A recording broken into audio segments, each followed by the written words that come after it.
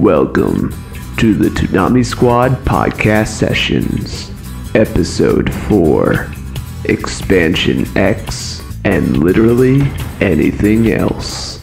Hello, how's it going? Welcome to Toonami Squad podcast sessions, episode 4. I am your host, Eric Casey, also known as eRockstar5 on Twitter. I am JMB A.K.A. The Boss. I'm the founder of Toonami Squad. You can follow me on Twitter at JMB_70056. I write shit. I am Mr. Shadow on Twitter, and I just mostly fool around. I'm Trips, and I'm the artist, or one of the artists for Toonami Squad. I haven't made much recently, but expect something soon. He's badass. Wait, we've had him on since the Sunny Straight interview? Yep. Yeah. Gang's all back together. Yeah, nice home. And our fam, I do shit. Yeah, fool around with me, pretty much. Well, It's been a long time. yeah, it's been a while since that. Yep. The Sunday- Boys are back in town, boys are back in town. So, start off with the first topic, guys. Yeah, Hunter x Hunter, I believe. it's Hunter Hunter. I used to call it Right. Hunter x Hunter, but sounds apparently cool. the pronounced right way to say it is Hunter Hunter, which I makes like me that. wonder why the hell they even bothered with the Hunter, with the X in the Hunter Hunter. Oh, dude, they use that to separate the titles, like, of every episode. It's like blank X, blank kind of thing, so... I like thought it Hunter had x something to Hunter. do with space, like Jason X. Jason X DeMarco. So, Get out of here, Phantom, with that. Yeah. Well, yeah. So Hunter x Hunter. yeah, so, who wants to go first? Who's got I either guess I can go throwing it. first. Yeah. So I watched a little bit of the sub, like the first 2 episodes. I don't think I began episode 3. If I did, I may have started it early. But past that, I have not seen much of Hunter x Hunter. Myself, I too have only watched episodes really 1 and 2, subbed, and I kind of fell off of it because I guess it just didn't catch my interest or something. It starts I slow. think I think it was just I was just busy at the time too. But yeah, but from what I've seen so far, I like the dub. It's entertaining. It does keep my interest this time around. Overall, I like where it's going so far. I really like the animation. The animation's really beautifully done, I think. Yeah, one thing I have to say was, like, the dub is decent so far, but I think later down the road it'll become a great dub. Because right now, all the for long-running shonens, I've noticed this, is that they start off with, like, voice actors kind of getting into the roles, and then later down the line, they finally become, they understand the character fully. They're able to get the character out. Yeah. Yeah, I've noticed that too. I could see Yeah, because I think this dub's starting out all right. I think Yeah. it needs some improvement here and there, but because Because I think, like, one of my biggest worries was Erica Mendez is gone. She's a great actress, but I was worried that she was going to be doing her Aladdin voice. Thankfully, she does not. She does something completely different from Aladdin, which is great. I like the comedy in Hunter x Hunter. I think it's a funny show. It has its moments of hilarious times, but so far, with 4 episodes currently airing, with episode 5 on its way, it feels generic, like generic shonen. And I know people kind of like say that later down the road it becomes very dark, very different from other shonen anime. But right now, it's like, I've seen this before. am I the only one who's actually watched it very, very, very far through in subbed? Because I watched it subbed. I'm almost done with it, and right now it's damn near unbearable at this point. I mean, I did start it once subbed, and I'd had the same thing done with Eric, where I kind of copped out right when they were doing the forest scene, and I was like, this shit is straight stupid. And then I got back into it, and in about 2 to 3 episodes from where we are, It actually, once they get on the airship, that's when everything changes and you see basically the badassness of each character. But the dub right now, I mean, the worst thing is the Krapika, that how they pronounce like their names. Like Krapka, further on, he is a boss. Like this man is a deadly son of a gun. Like he is straight up deadly. And the thing is, I don't know why, like, if you watch the sub, they're masculine. I mean, yes, they are children, you know, it's pointed out, but they have masculine undertones. They're not very feminine whatsoever. So, and they're not high-pitched either. So I don't get why. And sometimes in Japanese animes, they have a very high-pitched character, and it's kind of, it's damn near unbearable for the sub. But in the dub, there's no reason why the three main characters should be voiced by females. Like, it's not anything against the voice actors. I kind of love the voice actors, but the director, you should at least try to get it. So, I mean, I just see further on, I think there's going to be some parts where it's gonna have probably the Naruto kind of feel of a female doing the main character of Naruto. And, well, I think females are easier. I mean, the characters are. Let's just face it. They're kids. Yeah, slash teenagers. And not to sound sexist or anything like that, but females do tend to sound. Their voices tend to sound more kid-like. It's the Shakespearean kind of thing where you would cast a female in a young kid's kind of role, but the thing is though, like they didn't need to. Like I think they did not put enough effort into casting, and it's kind of a cop-out kind of thing where we're not going to find a perfect match. We already have our match. Let's go with it, kind of thing. Where it's like don't go to the good like store, like good restaurant, because we got an okay one down the street and the good one's 5 miles away. Is this the first English dub of Hunter x Hunter, or there is an old one? There was a one done by I believe Blue Waters for the '98 Hunter x Hunter series. Okay. It was received terribly. It is a terrible dub. I've listened to it. I can vouch for that. Yeah, okay. Because I was just wondering, like, comparing dubs, you know, was it? Well, I mean, like even voice actors and stuff like that. Well, even from like comparing like Hunter x Hunter's dub to other like long-running shonen dub, I think so far it's probably one of the better dubs airing on Toonami right now. Okay. The problem I have with the previous dub of the old Hunter x Hunter was, like, in the Sunny Straight kind of interview that we kind of went over how the dubbing process has dramatically changed, and it's evolved to a very, very high standard. That, you know, before then they kind of said, okay, they're not very sophisticated fans, they'll take what they get, and, you know, Inuyasha was kind of the pinnacle of what kind of we got back then. Now they put a lot more effort into it, but the thing is, this arc right now is probably by far the shittiest arc possible. They're trying to get all the fans to know the characters. I mean, I haven't watched any of Hunter x Hunter besides what I've seen on Toonami so far. And like what Schmollis and I, or my friend that I watched Toonami with, pretty much like the vibe he's straight getting from these first episode is the tuning exams from Naruto. Yeah, exactly. I got this. I also got that vibe as well. Yeah.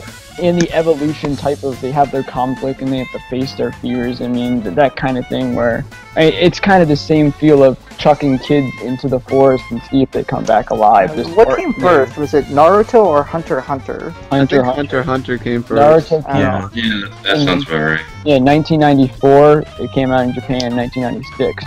It came out here. So yeah, it was a long time. I definitely agree with you there, though. Like, I was getting the same vibes too, but I'm looking at, like, well, at least they're taking care of this now instead of the, you know, a quarter way through the series, like This was Naruto handled by did. like any other studio, they would have like already gone to filler. Yeah. Oh, I think though that Trip made a great kind of parallel to Naruto, because I can see the similarities now just with that reference to the characters in Naruto, kind of the darkish kind of, and then the naive, innocent like Naruto, and The character who wants revenge. yeah. I actually like all these characters more than Naruto, so Yes, I second that, definitely. well, Hunter x Hunter already has one in my book.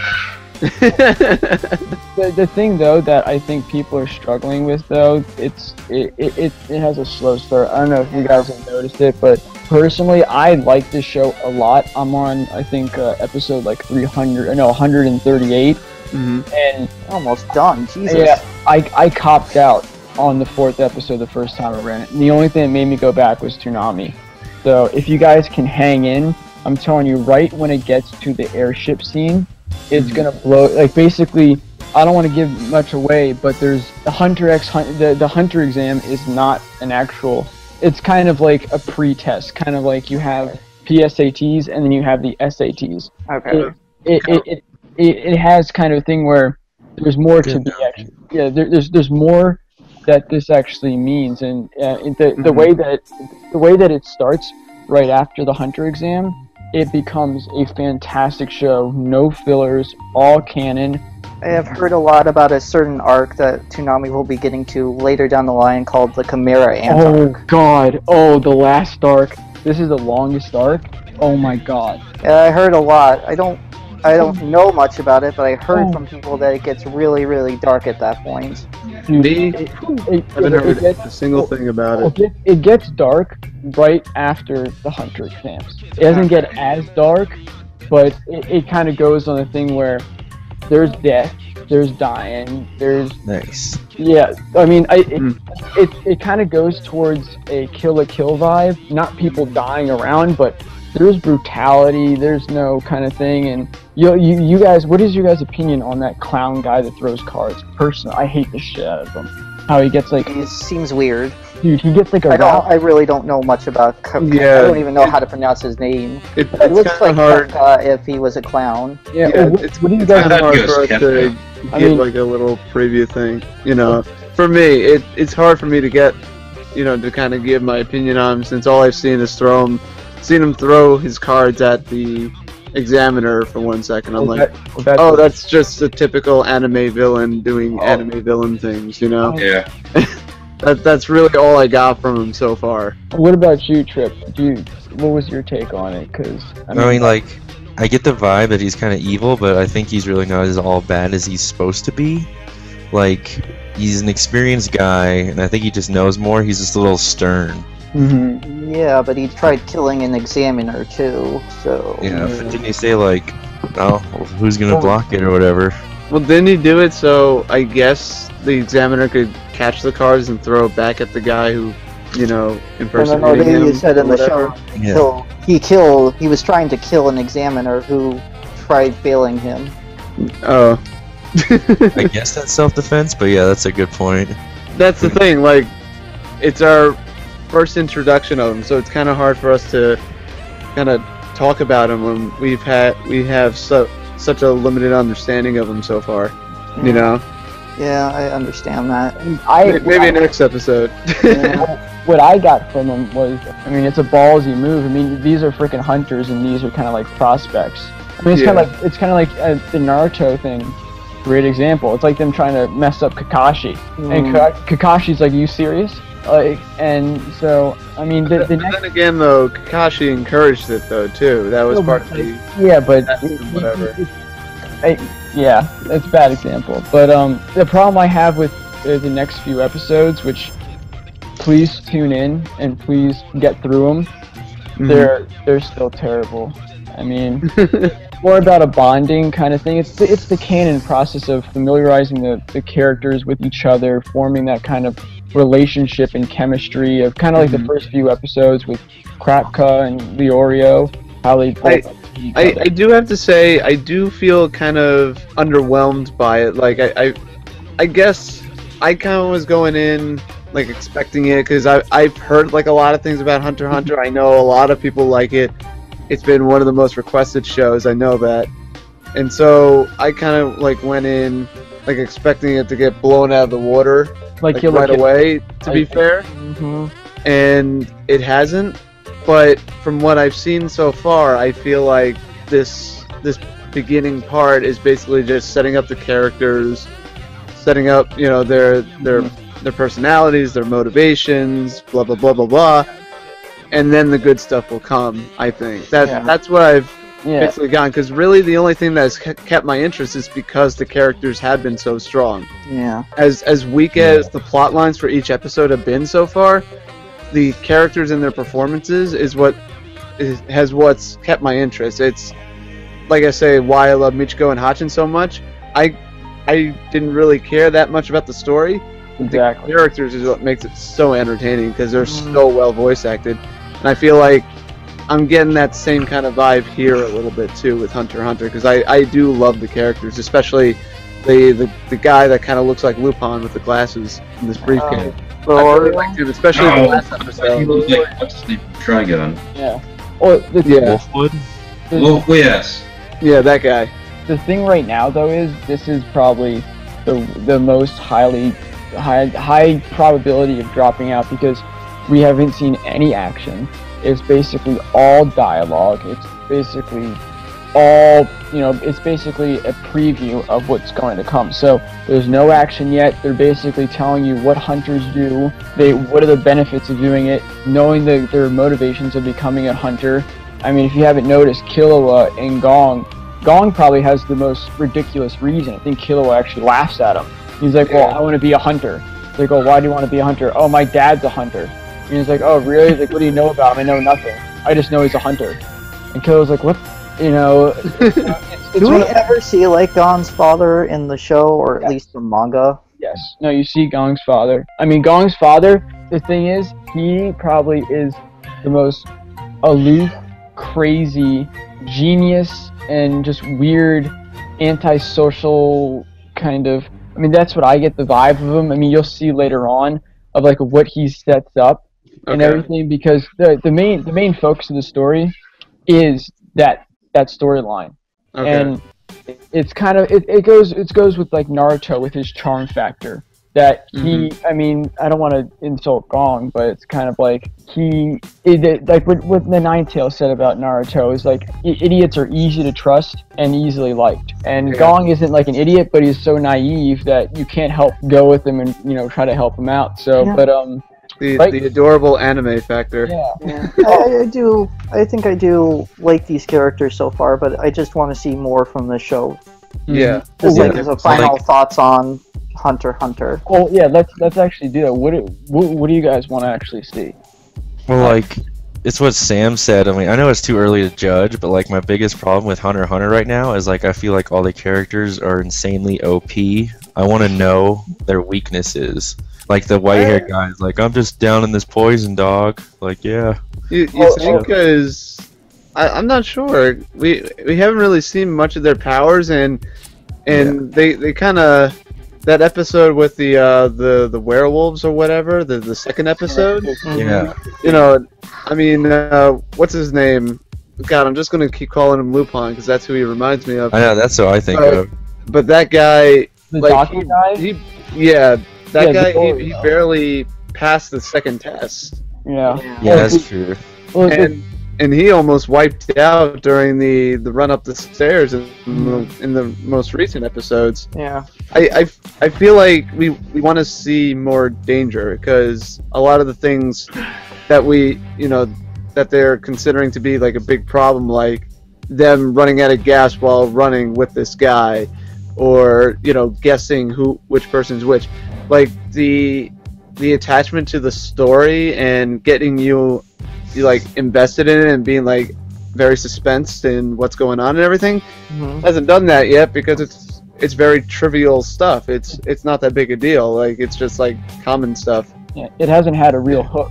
I mean, the thing is, that's why I kind of warned people that the next 2 episodes are gonna be pretty shitty. I mean, and also we don't even have like a main villain yet. Like that may have been established with the clown guy this past episode. Like there's nothing to catch your interest yet. I will admit the clown guy did that a little bit for me. Honestly, I thought he was Kefka. Iraq, like with long-running shonen, usually there are many different villains. Like there's not really like a whole main one antagonist. There's just like a bunch of other antagonists fighting against the main characters. Okay.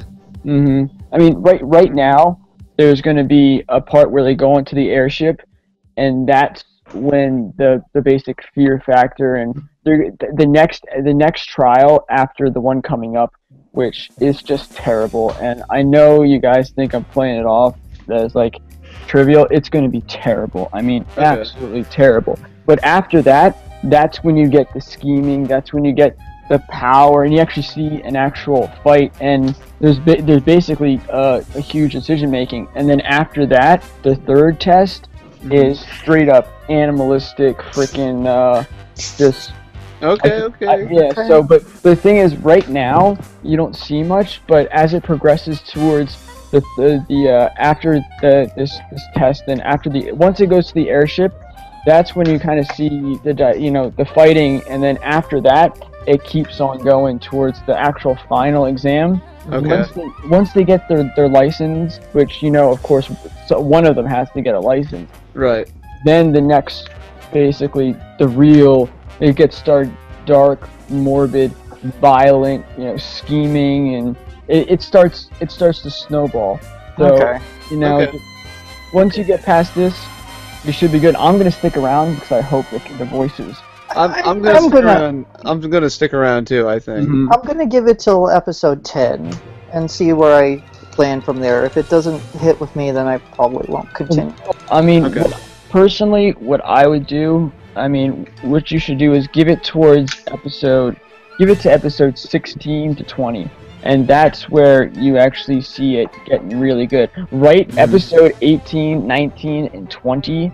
And then right from there, you see the vendettas, the evil, the backstory of all the characters, and I find out that they're completely outclassed and they don't know what the fuck is outclassed. That sounds encouraging. And after that, we go into the Phantom Troop whatever arc, and then after that, it's the Chimera Ants. Which Chimera Ants, that one is the longest running arc and by far the most crazy. So well, it sounds promising. Definitely, you've sold me on it, Shadow. It's really good. So, I'll give it till episode 10. I'll give it a little bit longer, man, because I dropped out and I went back because of Toonami, and now, like I said, I'm on episode 138. Like it got crazy for me. And if you like the characters, they do develop somewhat good. And so, but I think that's where you should leave it. And it's really good. It sounds promising. So at least there's that. I hate the voices, and I still absolutely love the show. Well, I'm watching it subbed, but yeah. So. So, do we think that Toonami needs to be expanded? I mean, I can get my thing in real fast, and it's going to be very blunt. No. Yeah, I kind of agree. No. I would agree too. I think since the block got split up by half, I think it was, right, or a couple hours shorter. Yeah, it has done better. Quality's up.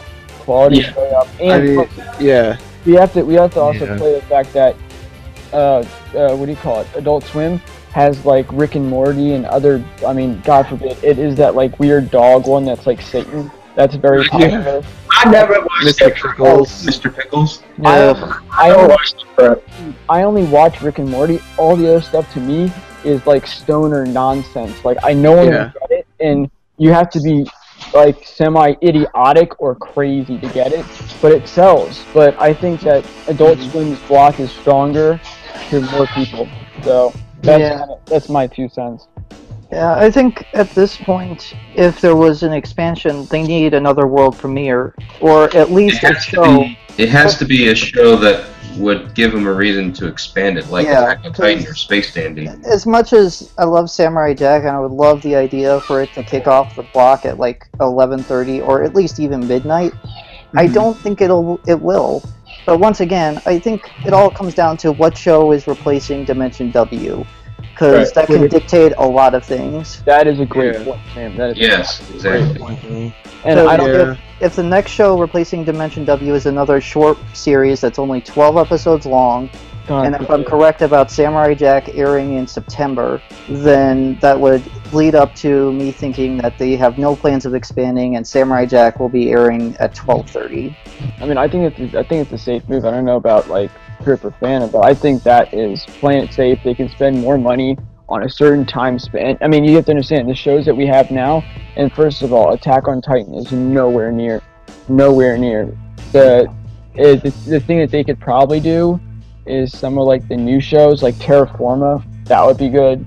It's nice and violent. I mean, it plays off of a nice kind of, or Future Diaries. I think they really should get Future Diaries. That would be a nice. Yeah, Future Diary would be a good pickup, but that's another long one too. Yeah, I think like for like 12:30, I think a dub premiere, because the first like hour but after DBZ is all dedicated to dub premieres, and then like 1:30 is dedicated to older series, and then the rest of the block is dedicated to 2 long runners and a rerun.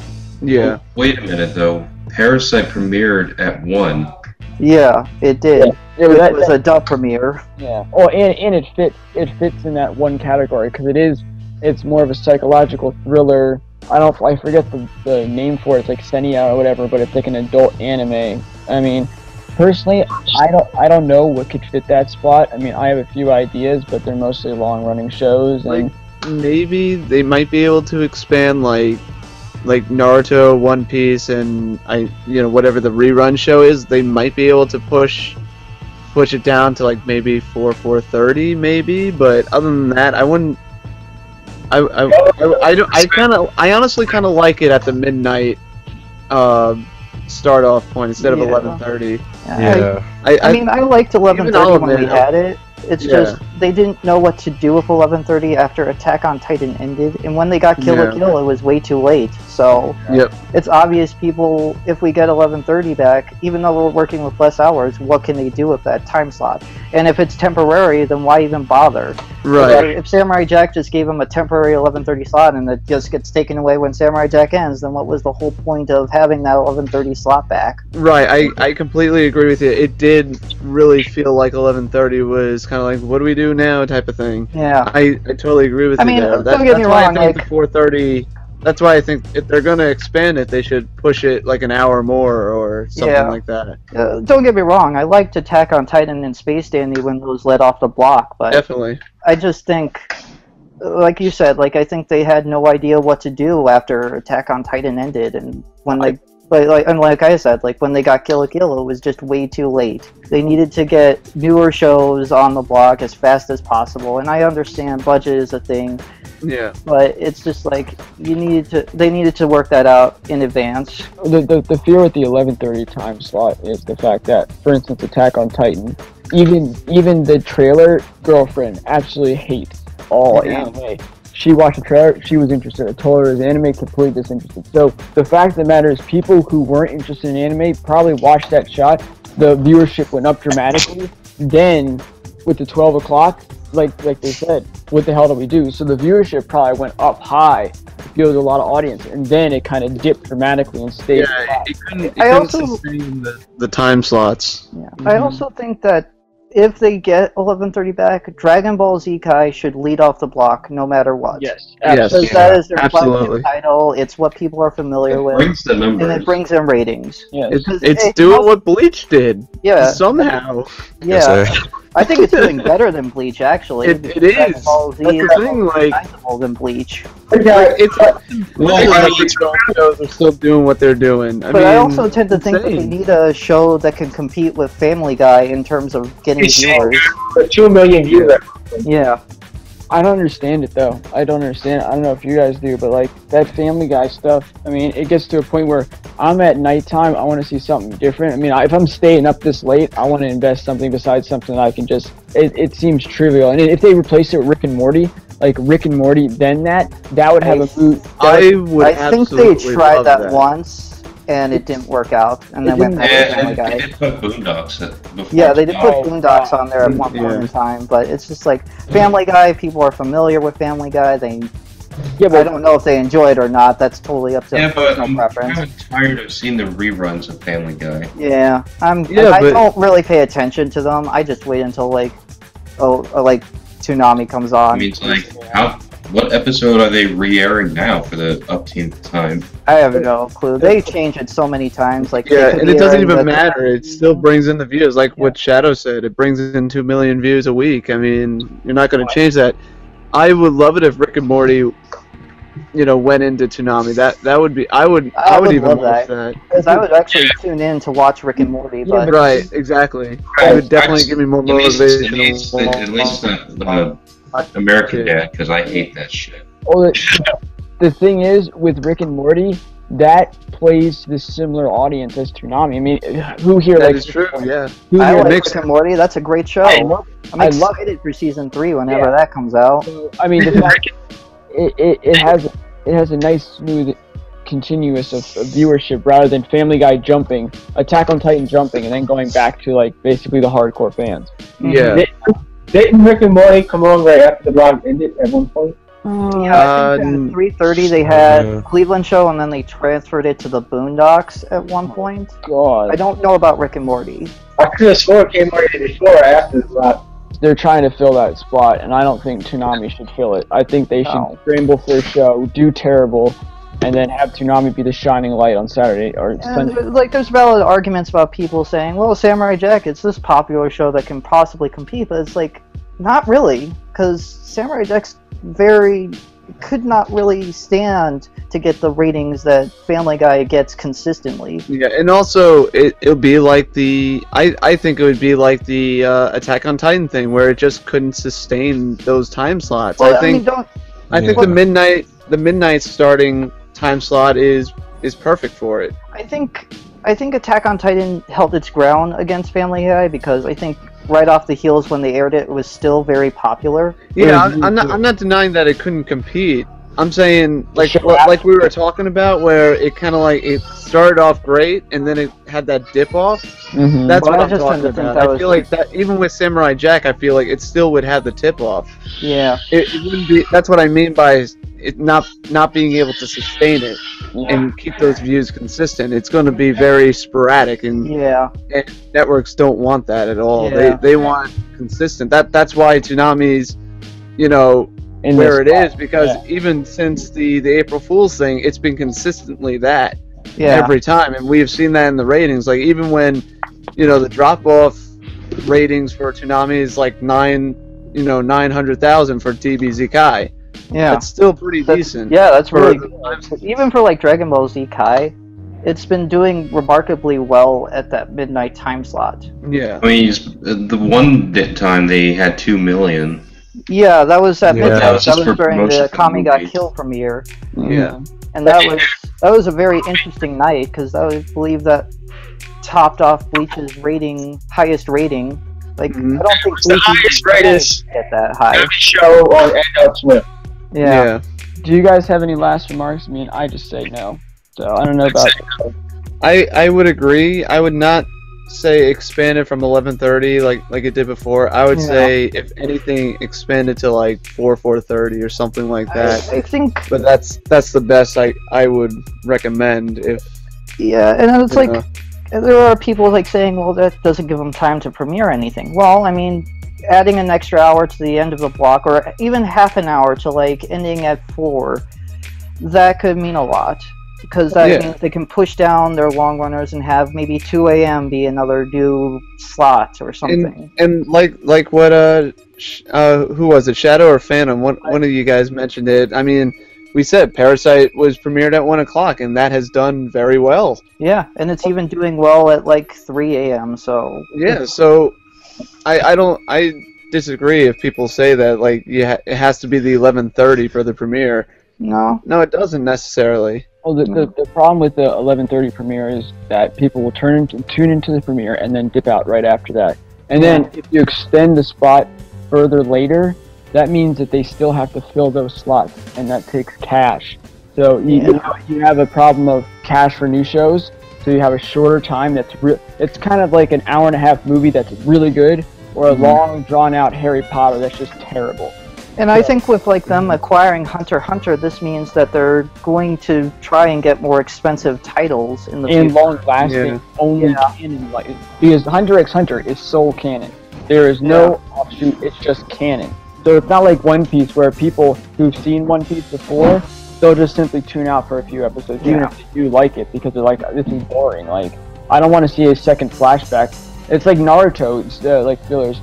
I am a Naruto fan, but for the past few weeks, dude, I cannot stand Naruto filler, and I oh man, Yeah. I really, I think, what was it? I remember one night right before the night before the One Piece filler happened during the Water 7 arc. Yeah. I was so disappointed with it because that just murdered its ratings. Froggy Yeah. song. Just murdered those ratings, man. It was so disappointing. I wish If there was a they point skipped where it. Toonami should just skip filler, it would be those recap arcs because they were pretty pointless. Yes, they got you caught up, but they felt pointless in the overall grand scheme of things. Yes, and you could even see it in the ratings. One Piece skipped about 400,000 views, if I recall. That was a terrible night. Yeah. The thing is, for me, I personally have never gotten into One Piece. It's just too big of a daunting task. But when I tune into One Piece, when they have like the action stuff, I mean, I don't know if it's canon or filler, but sometimes the episodes are really good, and you're like, whoa, like this is good. Other times, I'm really loving this current arc we're on because I think the Thriller Bark arc is a long shot away from like what we saw in Water 7 and Enies Lobby. I like the skeleton. Yeah. I love the skeleton. Oh, Brooke's awesome. I don't know who he is, but I love the skeleton dude. Brooke is one of Ian my favorite Sinclair. One Piece characters of all time. Same here. I love him. I remember when I watched it subbed, like when I got up to that arc, he just blew me away instantly, and I've loved him ever since. All of you guys. And I'm not sure if there was any filler in between, but the next couple One Piece arcs are really, really freaking good.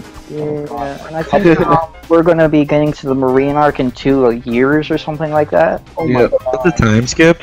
I don't think that close. We're not that close, but it's closer, and What a damn the time skip.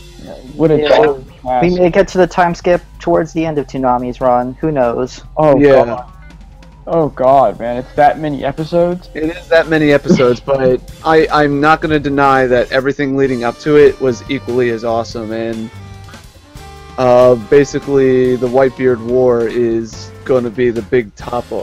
I think it's going to get some insane ratings during that time if we get that far, If we get to that point. because that was kind of like the icing on the cake on the Water 7 Thriller Bark, the Marine arcs that are about to happen. It's insane. The next couple arcs. I'm not. That's all I'm leaving it as. But Yeah, I'm just I saying. haven't really gotten that far. I haven't even gotten through Thriller Bark fully, but I'm loving it so far.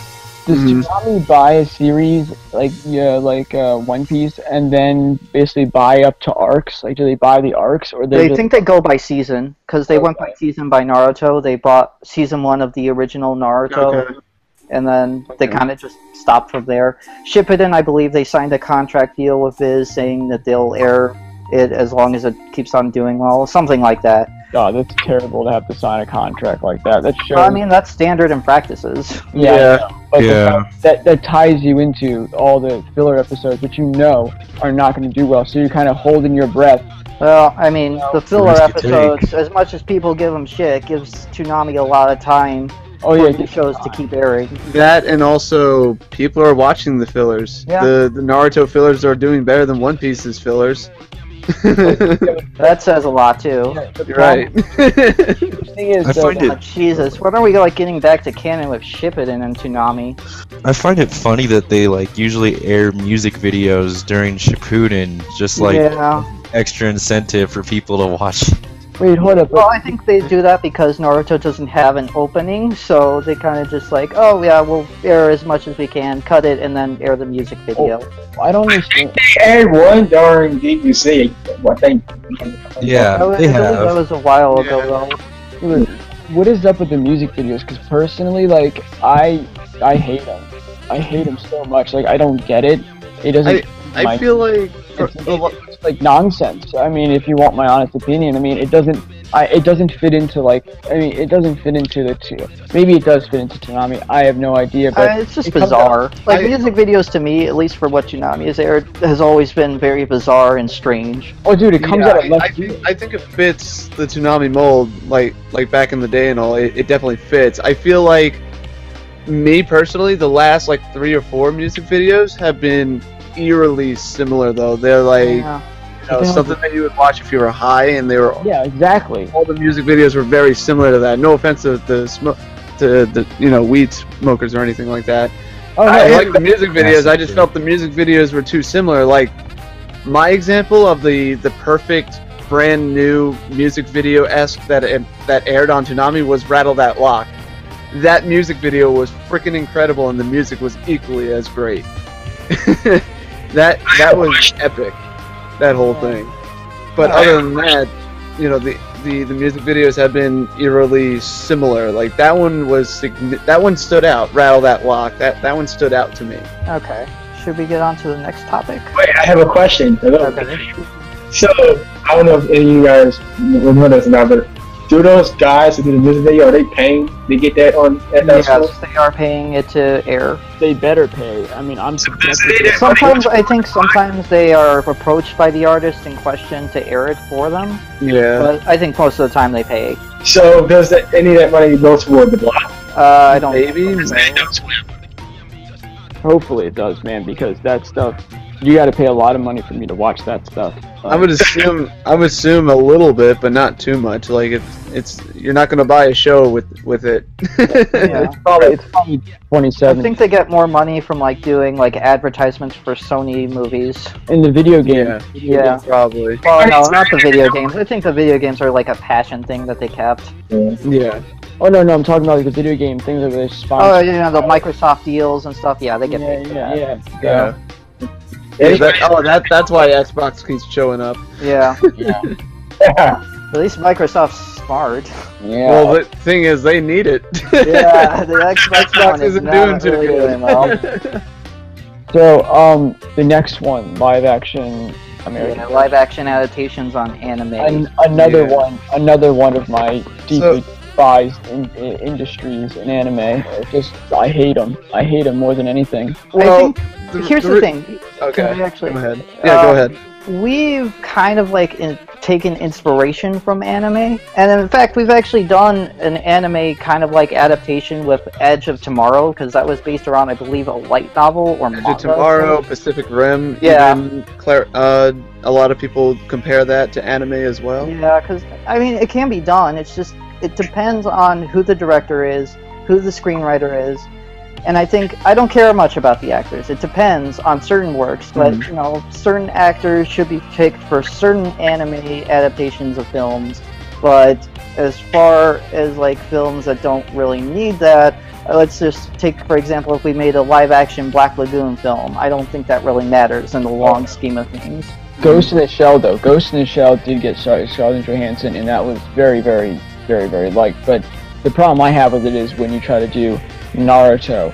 I mean, even Parasite. Did you see the Parasite thing? Like, how are you? Yeah. How do you do Parasite? Like, this guy's CG. Yeah, Lots of CG. It looked like a puppet to me, man. Yeah. It looked like a puppet. Okay, and it There's goes. a action Parasite series in Japan. Yeah, there's a live-action Parasite, 2 live-action Parasite movies in Japan. I know, but the thing is, they're already weird enough over there that's acceptable in some respects, and it has a fan group. Here, we're used to. I mean, the thing with it's kind of like, how can you do DBZ fighting live action? Don't bring that up. Don't bring that up. My feelings on the subject has always been, I don't feel like. I feel like we should be allowed to explore those ideas, though. Like I'm glad that a Ghost in the Shell movie is being made. Oh, absolutely. I'm happy that American studios are exploring these intellectual properties, and I feel like we should be allowed to do that.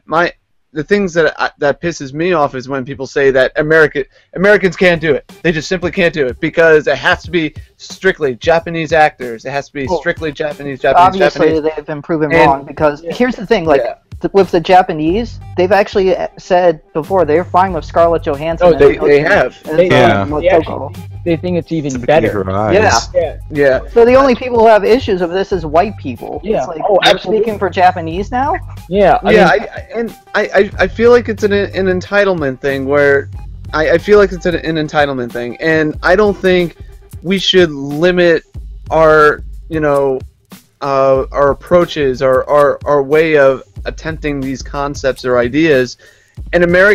Some American out there who actually is a fan of Ghost in the Shell, is capable of telling a great Ghost in the Shell story. That's my opinion.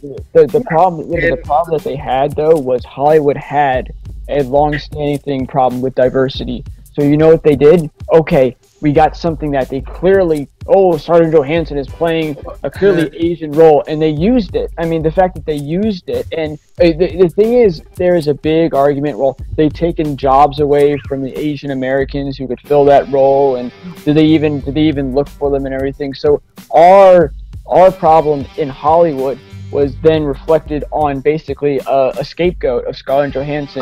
There's like two ways of doing this. So it's like there's the adaptation way of like just trying to tell the original manga or storyline that we're trying to interpret. Right. Or it's somewhere like what Edge of Tomorrow did, completely change everything from its original source material and make it more of an Americanized work. But still have it feel like it was the original manga. Or you could tell your own original story and see if people like it or not.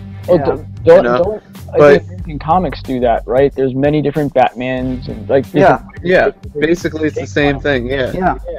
The problem I get with it is when you try to do things that are clearly not very akin to that type of media, like Attack on Titan, where the problem I have with it is people that aren't into anime have no idea. They see a movie and it's like, oh, it's just another movie, like a superhero movie. They see Attack on Titan and they're like, what the fuck is this? So it leaves a bad impression of that, and then it gets rid of them into the entire fan base, where you have Attack on Titan and Naruto, which Naruto, it looked like they took a fanboy Weibo and threw him into the movie and painted his face. I mean, that's...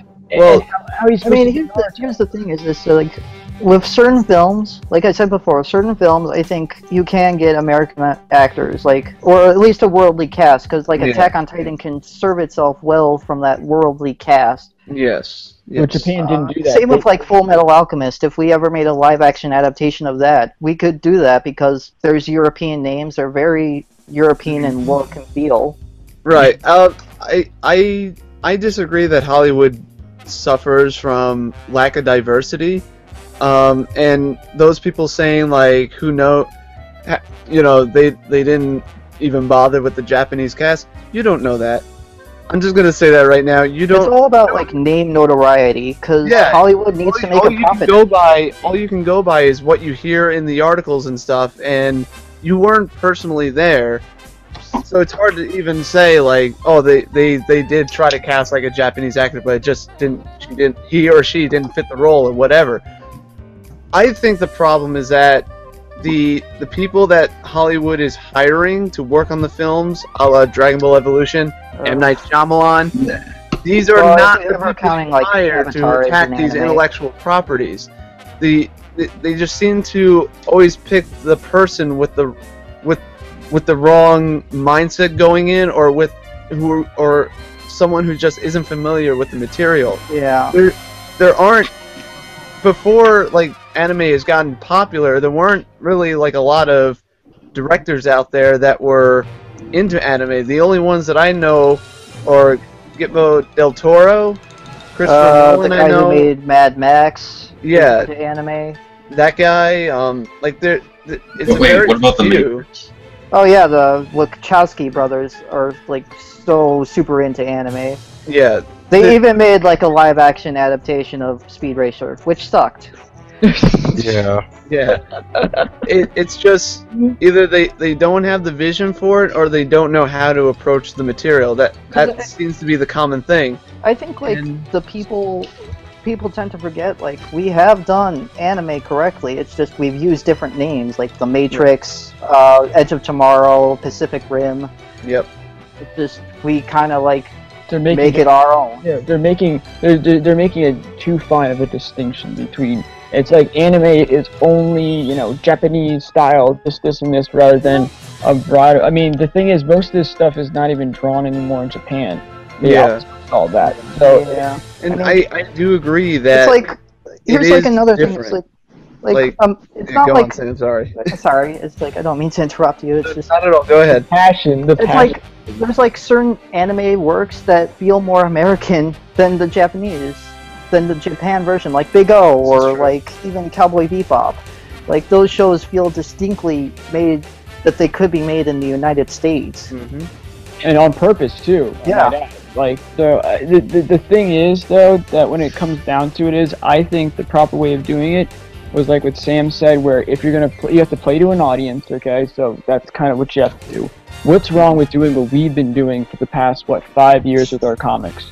We've been taking them, basically saying we're gonna pick one author's interpretation or one story writer's interpretation of, say, Batman, of this, and you make it. So say we want to do, what's a good one? You pick like an Inuyasha, and you do one like that, but you make it ours rather than trying to reprint. I stay away from stuff that is distinctly Japanese. Oh no, we're just trying to pick something rather than take. If we were to do another Dragon Ball movie, like correctly, I think they should hire like the best people who are fans of the series and get a great director on board.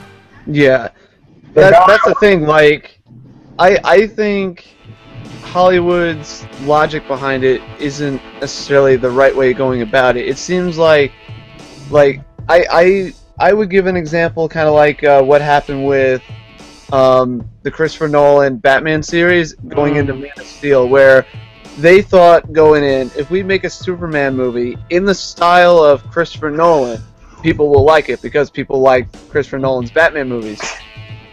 But the problem there is that Christopher Nolan's style does not work with Superman. In fact, Superman is the exact opposite of Christopher Nolan's style, and that's why it wouldn't work. Same logic here applies, I think, to going after live-action animes. They hire people with the wrong, like I said, the wrong intentions, the wrong mindset, a la the Dragon Ball Evolution director, who even admitted in the article that he went into that not giving two shits and just went in as a paycheck, and I quote, just to get a paycheck. I hate people like that who literally have no... Why are you in the movie business for doing that? But anyway, I know why you're in the movie business for doing that, but that's not why you should be in the movie business. But anyway, like that's the perfect example right there. They go in with the wrong mindset, or they just don't know how to combat the material right. And I think the CGI thing is... I agree with you. The CGI just doesn't work with a live-action anime. I think there should be a different approach with it. I think there should be some CGI, because, like I said, if we make like a live-action Full Metal Alchemist movie, of course we should use CGI with that. But that series... Yeah, but like the Attack on Titan things, like, monsters look fake. They look absolutely fake and completely... The walls look terrible. Like, I mean, you can't do Naruto, you can't do Bleach. I mean, some things that is not compatible. So don't force a circular thing into a square hole. Yeah. Just leave it. And you know what they did? They said, you know what? Attack on Titan's really big. It has a huge following. I mean, I see people in my college wearing the stuff, and they look like normal people. Which is kind of stunning because they're wearing it like the jacket and everything, and then they know like the whole intro song. And then they're pandering to that audience, and they just basically said, "How can we do this into a movie?" And and the thing is, some of the things are just not compatible. It's just that simple. I mean, and the approach about it, like I remember them here. I remember hearing about the Attack on Titan live action movie, and they were saying like Eren and none of the main characters are in it, but apparently they are. Yeah, but no, Eren was completely replaced. No blonde hair, no nothing. I mean, they basically made a brand new character. And the thing is, they did this, and that's what they did. I mean, I really just hope... I have no problem with live-action movies. Just stay away from stuff you cannot do. Don't mess up Parasite for other people who haven't seen the show. Well, I disagree with that, because you can't make that assumption unless you actually attempt to try to make it, I think. No, the thing is, it's one of those things where if you try to make it and you can't basically get something that looks somewhat better than a puppet, you shouldn't ruin the series for people who aren't into the series. Because it might be just my suspicion, but they try to force all the popular shows into these type of things. And then the implications are we're going to destroy the actual anime's market of potential customers. I would agree with that. And then they dip out with the movie, and what is the skin off their back? I mean, I agree with you. I agree with you, but again, you're not. gonna find that out until you attempt to make the film. And on top of that, too, in these cases as well, I'm assuming there's, corporate producers that are saying we need to throw this in, to appeal to this demographic too. Well, in Japan, ultimately, they're the ones that get the final say. I know, like directors get a lot of say in how the film's made and all that, but the producers get the final say of they could do whatever the hell they want. Well, it's the money. If they have enough money to do it, they speak, and if you don't want to go with them, they're the ones that are providing the money. Yeah, exactly. They'll take away the money. But the thing is, when it's like that, they are not connected to the actual series. Like, they don't care if they completely leave a horrible impression of that series. And it's equivalent to writing pitchforks on Reddit about that series. Yet that series has no way, shape, or form any parallel to a crappy movie that they made solely for profit. I mean, if they can do it great in Japan, that's great. But like Full Metal Alchemist or one of those things, I think that could be done. Ghost in the Shell definitely can be done. Yeah.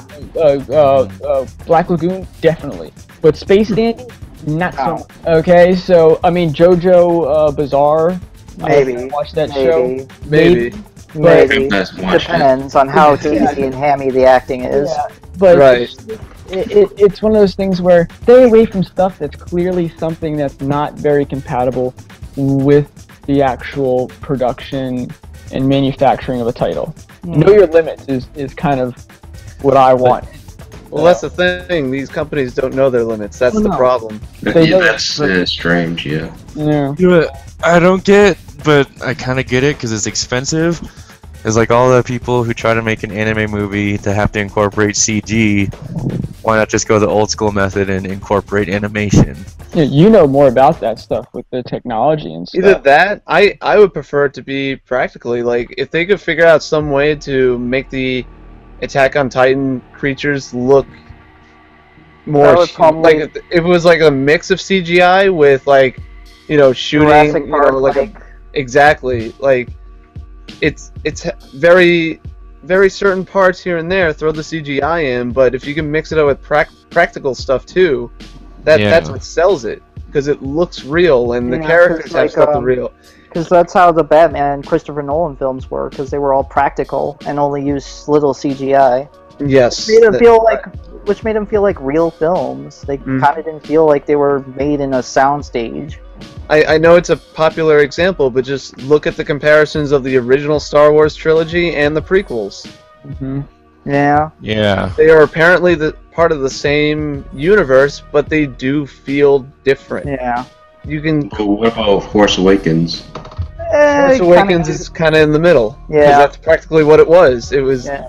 It used some practical effects, but it has CGI. Well, you have to do with Force Awakens. You also have to take into consideration that the people who fell in love with the series before now have children, now have families. Yeah. So the fact that you want to share, bond, basically it's the same thing as what you would want to have your kid do. You want to have them all the stuff that you had, be in the same interest. So they came in right at the right time. So the fact that it's good or not really didn't matter to those people. Fans, and it's an opportunity to have their kid fall in love with the same series they fall in love with in their kids. So you have to take that influence into consideration with the sales and all that. But other than that, if the fans like it, the fans like it. So I mean, but you also have to take it with a grain of salt of, do they really like the actual production quality, the actual methods of animation, or did they basically go because they wanted to share a good experience with their kid that they had when they were a kid with their father or mother? Right. I mean, my closing thing is, know your limits. Do shows that are compatible with the technology at the moment in time, and don't screw up series that people could fall in love with, like Attack on Titan, giving them Dragon Ball. like stuff like that. Stay away from Dragon Ball Hollywood. Stuff that is not working out. It's just stuff that clearly you cannot do, and you should just stay away, because these are going to be a train wreck, and you're going to collect your money and never think about it again. I disagree that they can't do it. It's just they make the wrong decisions. They don't get the right people working on it. And I think that's its biggest problem. But they can also just spend all that money on another Star Wars movie, another superhero movie, and but those things don't last forever.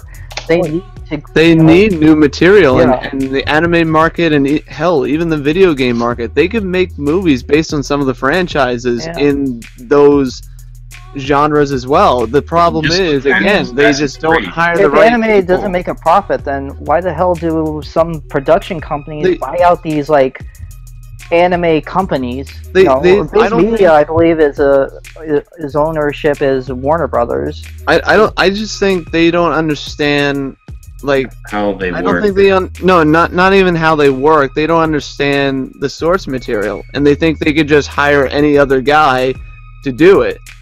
Well, that's the thing. The problem I see, though, that I kind of thing is it's kind of the visuals and stuff, which that's what I'm trying to stress is the fact that if you can't do stuff, don't try to replace Migi with a damn puppet. Like that doesn't work. Yeah, like it's just those things where you can explore these concepts, but the fact that if you cannot replicate it in a quality that would be acceptable to, I mean, not even the creator, but a fan, be like, oh, I'll take it. It's mediocre, but I'll take it. I mean, there's stuff where shows that and series that are very compatible, go at it. I thought it's just the source material. I disagree with that because, again, you're not going to know if you'll be able to execute it properly and have the fans accept it or not if you even attempt it. I think it all comes down to... You have to attempt it first, I think. I think it all comes down to when the movie releases. I should judge a film when it releases. Like, I see it myself. I go to the movie theater, pay for a ticket. If I hate it, I wasted my money. If I like it, I'll be pleasantly surprised. Yeah. Oh, it's one of those things where either way, you knew it was a long shot, either pleasantly surprised or you knew it was a long shot. I mean, the problem I have, though, is like, like you're stressing, you don't know until you try it. Well, you kind of do, because most of these times it's done in Japan first. I mean, the Attack on Titan was done in Japan. Okay, but and you're not going to know until you explore it, though. Oh, no, let them explore it, because they have a more loyal fan base that will accept it. Here, most people are ignorant of I wouldn't say ignorant, but they consider anime as childish and all this stuff. So when they do see this stuff, they're like, wait, hold up. The person I was talking to in college about Attack on Titan is watching this shit? Like, the people who are not aware of this stuff get a wrong impression. And the quality is so different that, I mean, if you saw the Attack on Titan movie or the Parasite movie, why in God's name would you ever go back and try the anime and see the source material? It's not that you can't do it, but the fact that they don't do it to a high enough quality where it's acceptable. I mean, it goes down. I mean, Naruto is a great example. Look at Naruto. Just look at him. I mean, that's all you have to do. Look at the poster, and you say, am I going to spend $12, $13 to watch this guy prance around? Right. That's what I did, and I just cut it out. I'm like, this is unacceptable. Like, it's just unacceptable. And then how are they going to do Rasengan? Imagine that Rasengan or Chidori. So, you know, and then all the Naruto fans who, girlfriend, boyfriend, family member who like Naruto, are looking at him like, you are insane. Like, yeah. Like, you watch this stuff freely? Like, voluntarily? Like, you really are a fan. And the problem with that is it's more of the population rather than the actual show, but it reaches a wider audience, and that's why I say it can be quite dangerous if you don't do it to a standard. Yeah. And I do agree with you. It's just like the Western mentality of anime is that it's a niche thing that only appeals to a certain demographic. And that's the problem in a sense, because it's either when you say anime, they think of Dragon Ball Z, or some people even think about like Teen Titans Go. And why? Why? That's not even an anime. You get what I'm saying. Avatar, same here. Like with Avatar, that's not an anime. Sam. They think it is childish. That's what I'm trying to get at, and it's kind of childish and not really. Maybe, but to be fair, some of those people may be fans of the original series, which did have anime inspiration. Yeah. To be fair.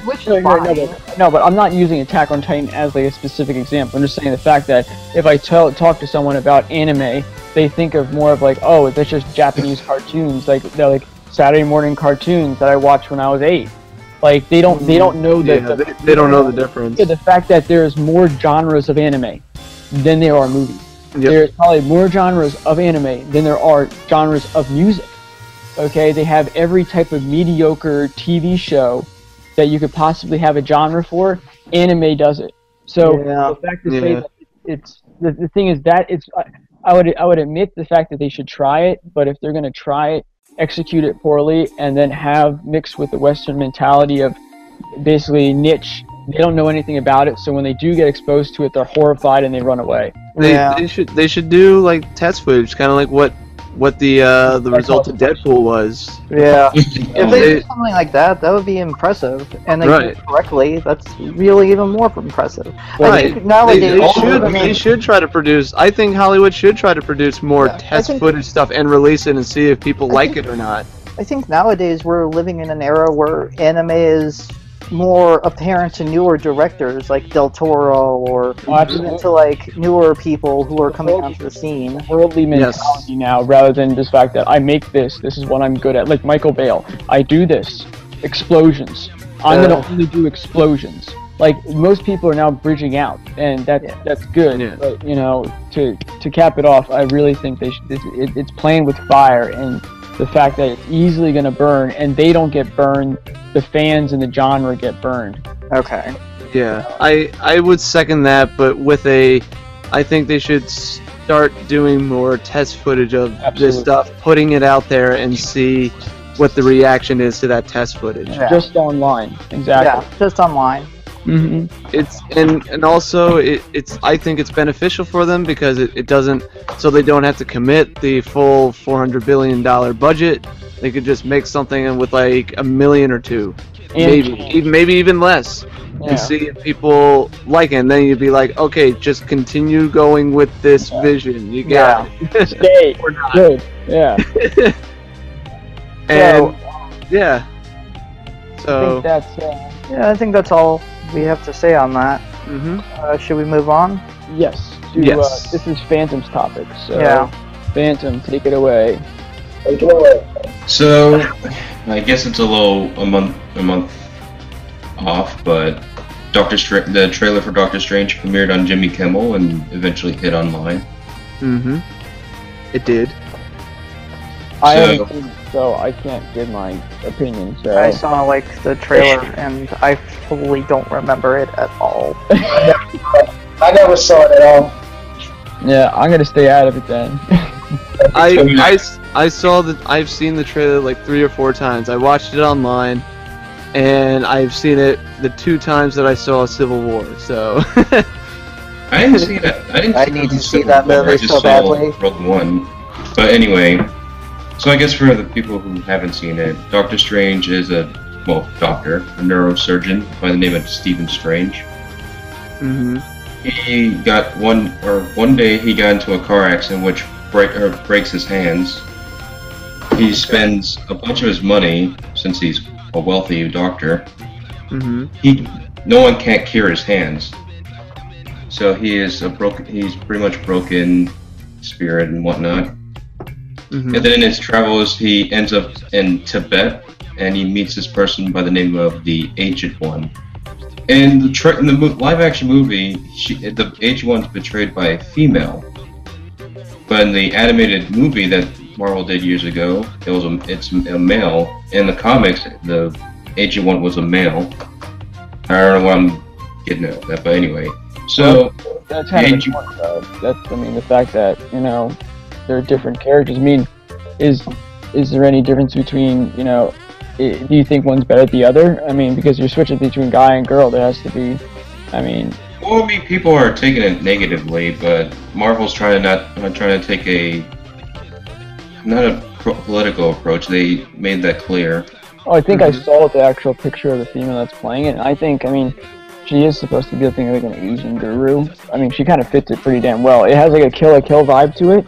I thought she looked cool. Yeah, that's what I'm saying. I liked it, and for someone who is not familiar, like Finn, I'm like, you definitely know a lot about it, but for someone who's not familiar, I think she looks pretty damn close.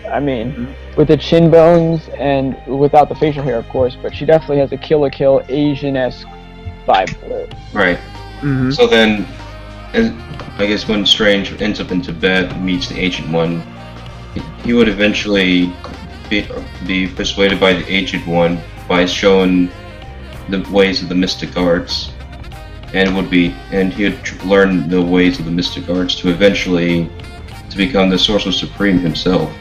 Mm-hmm. And I gotta say, I like the visuals that they're showing. Like when Strange's spirit was removed from his body. Yeah, and then the trippy visual effects. It looks interesting. I like the shot of like the different shots of like the Inception thing that was going on. Yeah, that was cool. That was interesting and strange, pun intended. It looks interesting and quite honestly too, how much I love Civil War 2 has really piqued my interest, because literally Civil War has got me interested in the other characters as well, like Ant-Man, Winter Soldier, and stuff. And I didn't see the previous movies. Like, what? Yeah, I didn't see Winter Soldier or Ant-Man. What? Civil War. You needed to see those movies to understand Civil War. But I understood Civil War fine without seeing those movies, actually. That's what everyone's been saying, though. Doctor Strange, though. So Civil War is great. Civil War did great, but because of that, it got my interest again back into Marvel, because it kind of fell off, especially after Iron Man 2, because Iron Man 2 happened. And don't remind me of that mess of a film. Do you know who's actually doing it? Is it Universal? Like, what? Who's making the actual Doctor Strange movie? It is Marvel. It's Marvel. They pretty much have their own studio at this point. Marvel has its own. Oh my goodness. Well, so it's going to have very good visuals, I'm guessing, similar to Civil War and whatnot. So I don't go to see the superhero movies, but the visuals, if you don't have visuals in superhero movies, it's kind of... The thing, though, with the licensing rights to the superheroes, like, take X-Men and the Fan Four Stick, for example. Those are owned by Fox, and the only reason why they had to Marvel give those away, because back in the 90s, they were bankrupt. Mm-hmm. Oh, I know that, plus, like, if you look at the comics for, I don't want to refer to Civil War again, but if you look at the comics for the Civil War series, each side has, like, at least, like, 50 superheroes. And we went from Doctor Strange to Civil War. But then you go straight to the airport scene, and there's like 3 or 4 on each side. So I understand that, but the more focused I was going to get onto is who's kind of producing. Because if it's Marvel's producing it, I guess they're the best people to produce it, honestly. I mean, that's because they stick with the source material. Well, they planned everything out pretty clearly, and they have set their tone and mood perfectly. Like, when you watch a Marvel movie, you can tell.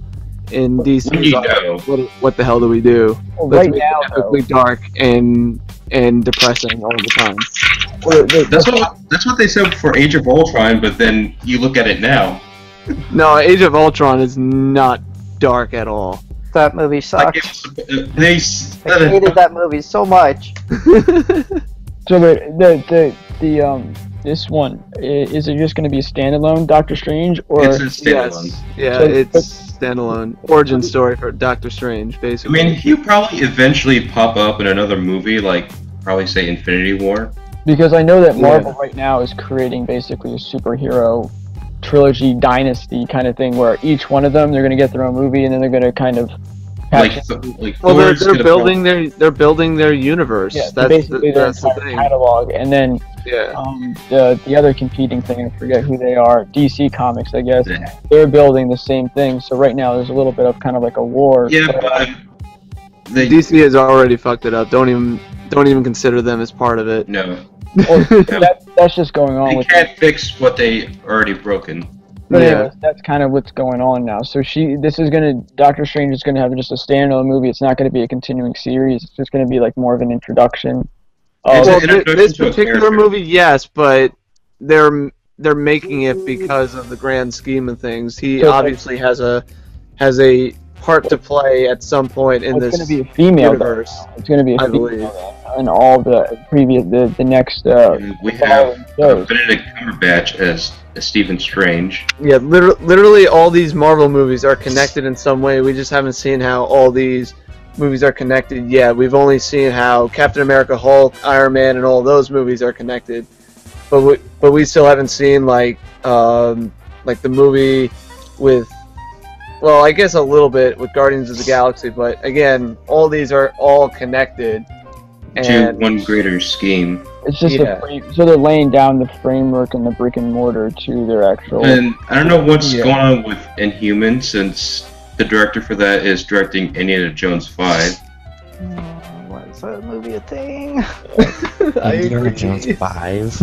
Yeah, dude. The I don't know, aliens. the- The Go aliens. talk to Disney. That's what The world. Disney announced it. The aliens should have just destroyed Why the not world just in reboot process. the thing at this point? Harrison No, Ford is not no. capable. Like Dude, just Crystal get- Skull, I may defend to a point. We need the But Nazis. Indiana back. Jones 5 should not have happened, and they should not reboot Indiana Jones. It's perfect as it is. Stop it. Anyway, back to the topic Yeah, at hand. we got to get the Doctor Strange though, because this is the Yeah. actual topic. I So mean, there's also a character who's playing the main villain, and he's from Hannibal. Oh, I cool. can't particularly remember what he does. Is he playing the bad guy? Apparently, yes. Yeah. Okay, that makes sense. Let me go look it up real quick as we're talking. Okay. is he gonna have a big beard? Because I imagine Hannibal with a gigantic beard. I don't know why, but I just do. Because Does it I You're mean, talking about the makes him TV more show menacing? Hannibal, right, Phantom? yes. Okay. I Does he think I have a- know who you're talking about then. Sam, does he Oh, have a okay. beard? I don't think so. Because I mean, they didn't It's mention. been a while since I Dormammu last watched yet. Hannibal. Hannibal sounds like a guy with a beard. I mean, I think we can all agree on that one. And also, they're saying that the Agamotto might apparently have a Infinity Stone. Oh, okay. What the They hell? may play the Infinity Stone. Okay, Okay. that makes sense. Can you explain it to a layman's person? Because I have no idea what the hell that is. Isn't it that all-powerful stone that can do practically anything? Yeah. Like the Sorcerer's Stone. Hold on, wait. The Infinity Stone or the Eye of Agamotto? Either one, I don't know. Because the Infinity Stones are the things that have different powers. 6 Infinity Stones. Yeah, there's 6 of them apparently. Well, was that like? Is that going to be the driving plot force within the show of like? Well, it's the driving force for the cinematic universe. Because you have Oh, the So space, you have space, power, Yeah, but what if- reality, soul, time, yeah, and but is that going to show up in the Doctor Strange video or the? it's speculated it's supposed to appear in Doctor Strange Hmm. or Guardians of the Galaxy or Thor Ragnarok. But the Eye of Agamotto is a amulet that Strange wears. Yeah, but like I thought we were talking about Doctor Strange, man. Like, not the whole. Yeah, the Eye of Agamotto is in Doctor Strange. Okay. It is a mystical item. Sounds scary. It just does. So Egyptian too. I have nothing left to say about Doctor Strange. I have no. I don't know. I have no idea where this is going, but I know it's going down. I mean, when I talk to people about Doctor Strange, they're like, "Is that Doctor Who?" I'm like, No. Like, dude, Doctor "Get Strange. like out of here." That Strange is if probably you know Marvel, why would you know Doctor Who? well, Or dude, like- Well, with Marvel, people are more familiar with like the X-Men, Yeah, that's what I'm saying. Spider-Man, Captain America. Doctor Who. I probably know more about that octopus guy in Spider-Man than Doctor Who. I mean, I'm not a big comic book man though, but I think they should do a Riddler and a. So the director for Doctor Strange is Scott Derrickson. God, no, I've not seen anything what he's produced. Okay, I'm back. What did I miss? not we're- much. Not much. We were just mentioning the director's name of the movie, Okay, And which then is like Eye of Scott Argamotto. Derrickson. never heard of him. Oh, really? Me too. Trip, can you save me here? You got it? You got anything? Oh, and Baron Oh, Mordo it's was good. apparently- Doctor Strange? Yeah. Do you know anything about Doctor Strange? No, I mean, I kind of stay out of the Marvel thing. They're not my Yeah. favorite movies. I just I really wish like. I just wish DC would just do their stuff better. Okay, I figured out that Hannibal guy. Oh no. Okay. Okay. This can go either one of two ways with this director Oh, for Doctor he- Strange. Oh, I've Man, never wait. heard of him, but I He am did semi-familiar Sinister with his movies. movies. He directed Sinister 1 and 2. Yeah. He's basically a horror director. What the hell? Yeah, that's interesting. Hellraiser, Wait, Exorcism. are they gonna make Doctor Who a Frankenstein character? Is that what you're telling me? Probably not, but Mostly directed horror films. He's gonna turn into a werewolf after the movie. Yeah, not everyone knows. Not a whole entire lot of people know about Doctor Strange, but people who read the comics know him better. I'm not too familiar with him. I've seen him in cartoons. Basically, like I know him from Marvel vs. Capcom. Yeah, boy. I've never played those games, so they're alright. They're alright. Pretty good. Pretty good games. Not my cup of tea, though. Just don't remind me about the depression that they're no longer making that game series. So they stopped making those games? It's because mainly of the Disney Disney. Oh, okay, that makes deal. sense. Mm-hmm. Capcom would And probably have then to pay Marvel more made money. a shitty fighting game for the mobile phone. Hey guys, I gotta actually go. Right now. Okay. Okay. Do you want to throw in your impressions of it though, real quick? Have you seen the trailer? I don't think he has. I have not seen the trailer. Okay.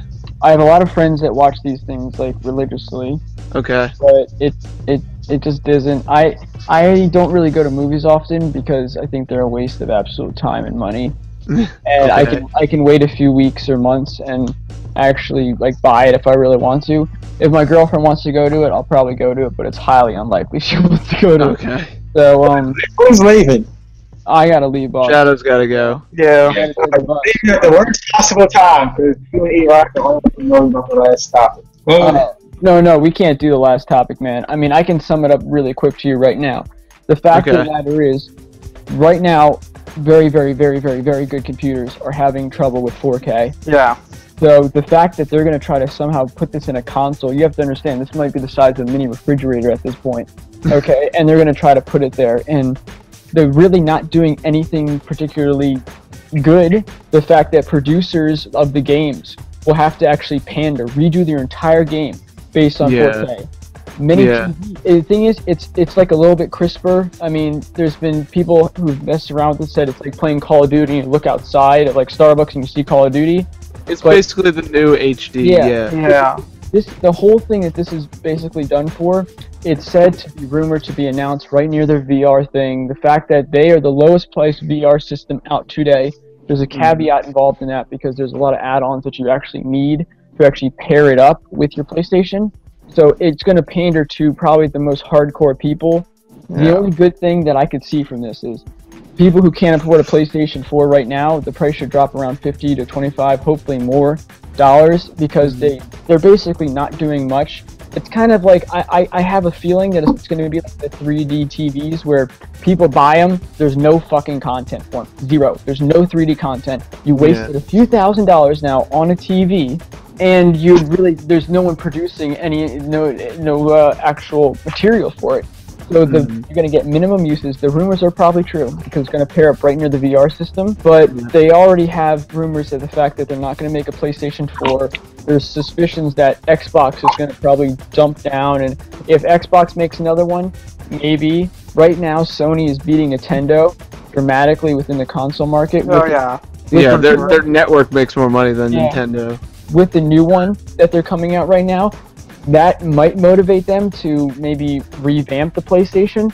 But the future of where this is probably going to go is you're going to have one sole console and you're going to have it somewhat modular where you can add stuff to your liking rather than buying a brand new console every year. That sounds like a PC. That sounds like a gaming PC for console. Yeah. Exactly. That sounds a lot cheaper and affordable than buying a new console every 5-6 years. The problem that they're having right now is they want to try to do what Apple is doing with a new release every year or two. The problem that they have right now is no game producers, no one developing content that is worth basically buying and investing, because you invest in the console for the material. So if you don't have any material that panders to that console, it goes dead.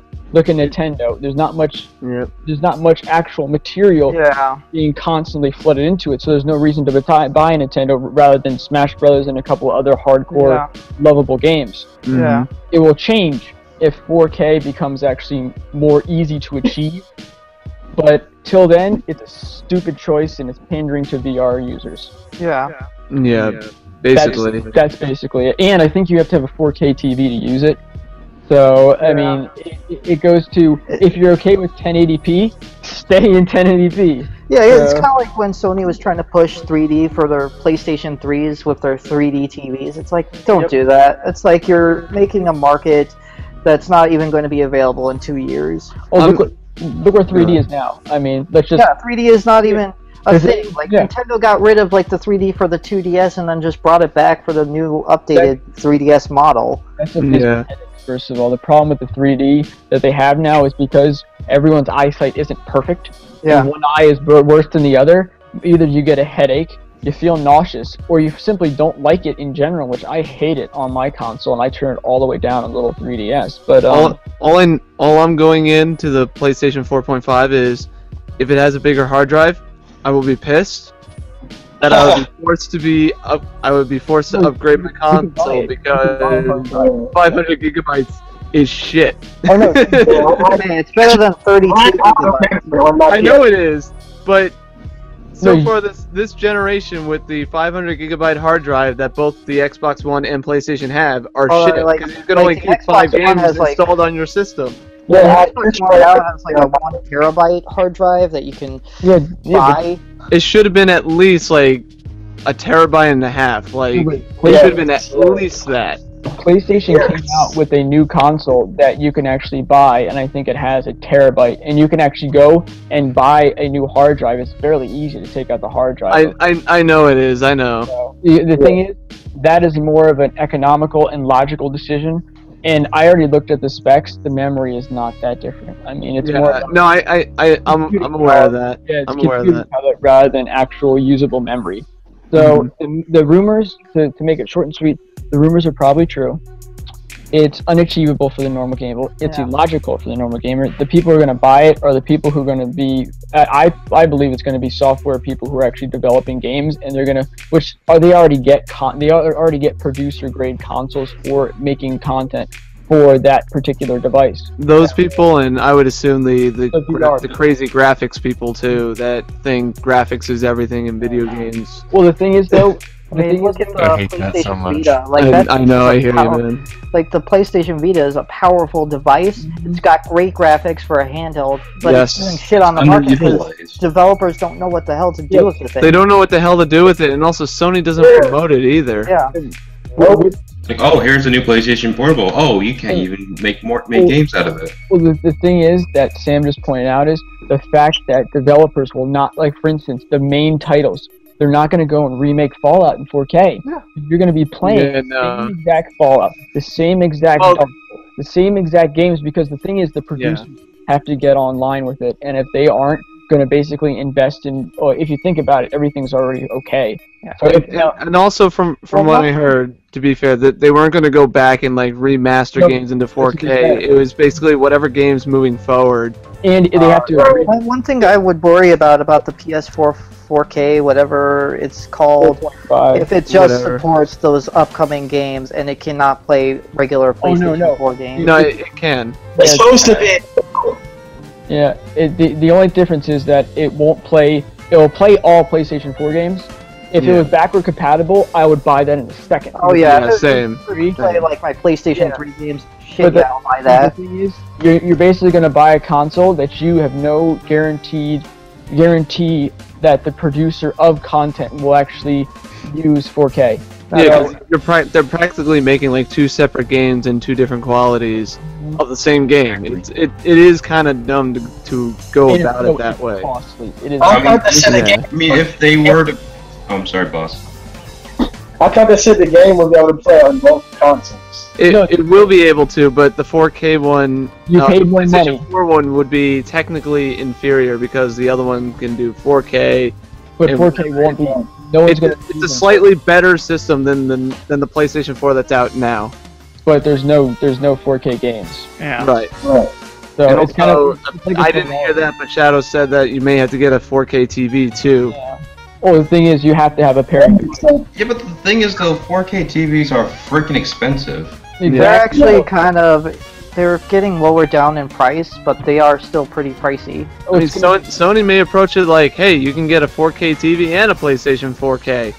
They're not going to do that. Bundle it together. But $2,000. I don't know. I think that what they want to do is they want to secure the fact that they have the lowest price VR system available on the market. I'm just lucky to get like a smart TV. Well, the thing is though that you're not going to need a TV for the VR, but the fact that they want to actually have the built-in capability going forward. Which, you know what? I'll buy it when content is available. Yeah. If content isn't available, it's like buying a Ferrari and storing it in a garage halfway across the United States, but you can't drive it. But you know you can drive the Ferrari, but you can't drive it because you can't. It's not there. But right, you don't have it. Right. Yeah, you have a Ferrari, but you can't use the Ferrari. Right. It becomes a problem of developers, but this is basically a play probably for the VR users, and the fact that it's going to be basically built-in compatibility and going forward, and they don't have to spend a lot of money making a PlayStation 5. Yeah. But there's a suspicion that it might go the same route as a 3D TV, which you get the 3D TVs now. They're gone. I'm just going to stick with getting the PlayStation 4. Yeah. And the thing is, the best thing coming out of this is a drop in PlayStation 4 prices. Yeah. That is probably that is also true. PlayStation 4. So that is probably the best outcome. Literally, for me, the only deal breaker for me is if the hard drive is bigger, because I will pay the extra amount just to get the 4K the higher definition, the better system. Technically, I heard that the hardware has a little bit more RAM than the one that I have now. Thing is it's a slight upgrade, but I'm willing to do it, especially if the hard drive is like 2 terabytes or a terabyte and a half. I would do that in a heartbeat. Oh, the problem with the hard drive is it's modular, so you can just go buy a terabyte thing right now. I mean, I know, but I would rather do the upgrade and get the better graphics and the better frame rate. But the thing is, the graphics, you don't know if you're ever going to see the better graphics. Well, the console generation now is you don't have to do the 4K resolution. You could still keep the PlayStation 4K at 1080p. Oh yeah, I'm totally fine with that. I'm okay with it being a better system than what I have now and a bigger hard drive. That's all I want, really. Well, the thing is, you can solve it with $60 rather than probably $400 to $30. I mean, it goes down to an investment that you do not know the future returns. So you're making an investment that is for the future, but you don't know what the future investments or the prospect of it is. Yeah. So it could be a gold mine, or it could be a complete disaster.